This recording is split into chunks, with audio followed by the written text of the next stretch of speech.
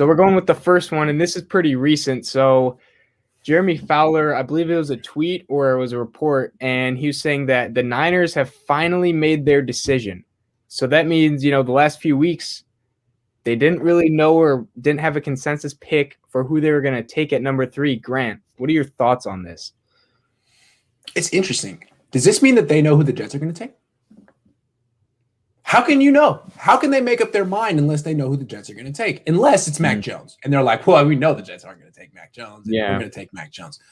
That's my first thing is like, I don't think anyone knows what the Jets are going to do. The Jets are a bit of a dark horse. Everyone assumes they're going to take Zach Wilson, and they've allowed people to assume that. But that's not locked in stone. So, I mean, it makes sense that the Niners have like a pecking order and a priority list. But I don't know. Unless they really know who the Jets are going to take, I feel like you can't really say that. Vish.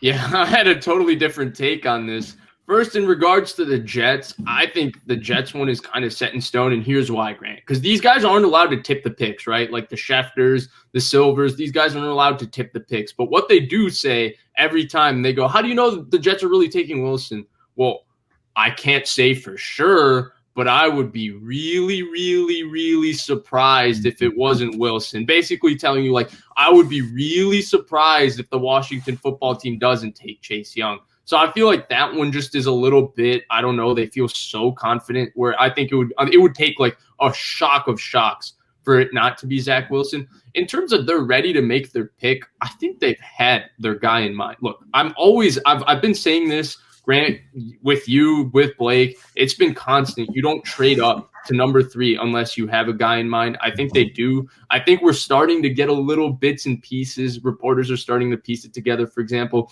Ian Rappaport went on with Keanu Martin and said, so the way I was originally reading the situation is, oh, look, Trey Lance is working with John Beck. Justin Fields is working with John Beck, but Mac Jones isn't. But the way Ian Rappaport kind of presented it was they kind of feel comfortable with Mac Jones. They didn't do their due diligence in 2017 with their quarterbacks. So they're making sure that they dot every I, cross every T, and make sure they're doing every single thing to make sure they're making the right decision here. So I think they've always had their guy in mind. I don't know if that's changed, but I think to say that they're ready to make their pick is just to say that basically they've done what Gruden and Mayock did, if you remember from 2 drafts ago. They sent the scouts home and they've got a guy in mind. I think it's something like that. They're no longer going to be discussing it. They've made their final decision, but I think they've always had one guy in mind. And you think it's Mac Jones, or is that a further topic? Is that the next topic? We can discuss it. We don't have to go there yet. We can discuss it here in a bit, but Blake, what is your take on this? I think when people are saying that the Niners are ready to make their pick, I think that means the media knows who they want now. I think the Niners didn't trade up with like, oh, we're going to choose between one of these 3 guys. We're not sold on really any of them yet.